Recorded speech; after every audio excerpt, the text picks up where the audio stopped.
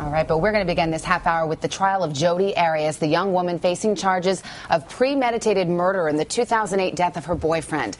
After 4 months of sometimes graphic testimony, closing arguments are finally beginning today. You can solemnly swear the testimony. It's the opposite of a whodunit. Did you kill Travis Alexander on June 4th, 2008? Yes, I did.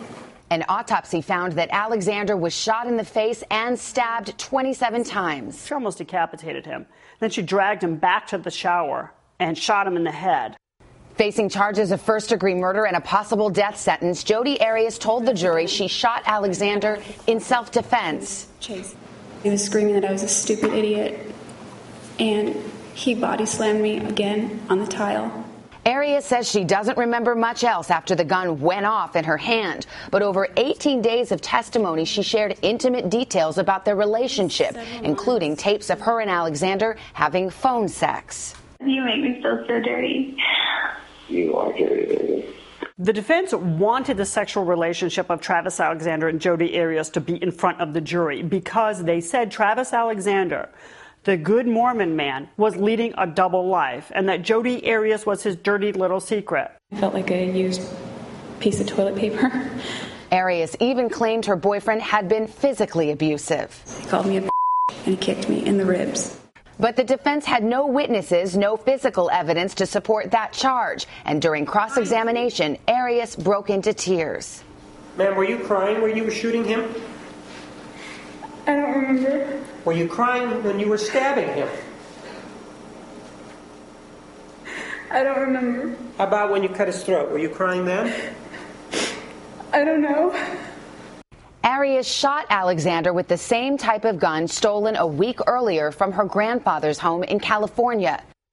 And her claims of self-defense are the third version of the story she told before finally confessing that she killed Alexander. First, she denied being there.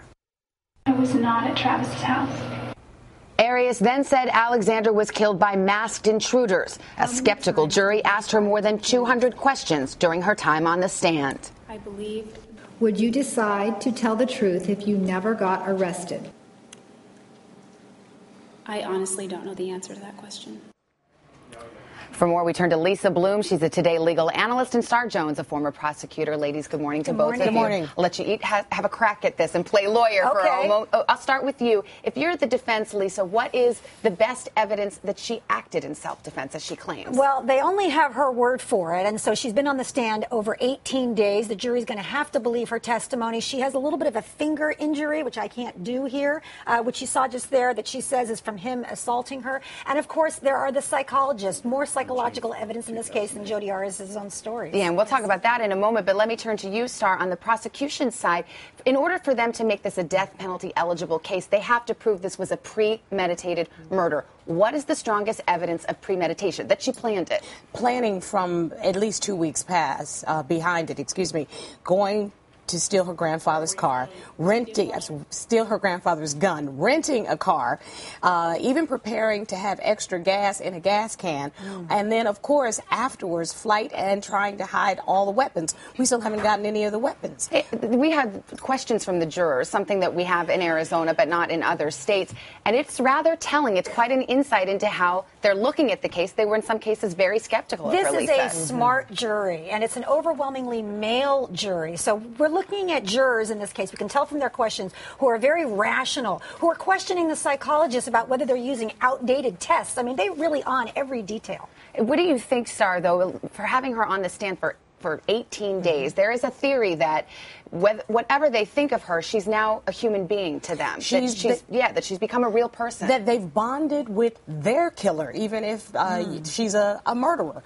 I think the biggest issue is going to be if they can reestablish Jodi Arias as the defendant, not as Jodi. The prosecutor. The prosecutor must reestablish that she is a murderer, not just Jodi Arias. You'd be in the courtroom saying, this defendant. No question, and pointing to her and actually playing to that theory.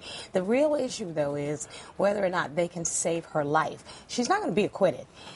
keeping the needle out of her arm is what it comes down to. Do you agree with that, Lisa, that the straight acquittal is highly unlikely here and that this is all about keeping her off death row? I mean, if the jury believes this self-defense theory, it's a home run for Jodi Arias, and she walks out of that courtroom a free woman. But I don't expect to see that. She's hoping for a manslaughter conviction, which will save her from the death penalty. But you mentioned the experts a few moments ago, and we've had various experts on each side testifying that she has everything from PTSD, amnesia, battered woman syndrome, and borderline personality disorder, depending on who you believe. I mean, at some point, Star, do the experts just kind of wash each other out and the jurors throw their hands up and say, who knows? Sometimes it inures to the benefit of the defendant because what you've done is muddy the waters. The prosecution has a very strong forensic case, strong circumstantial evidence. They didn't really need to get into the argument over what mental defects she had. I think the jurors are going to focus on the stab wounds in his back, even though it's a self-defense case, the bullet to the head. And did Jodi Arias finish him off and shoot him at the end, or was that one of the first acts? Very quickly, there's been some tough testimony about the victim here. Yes. Is that a potential backfiring strategy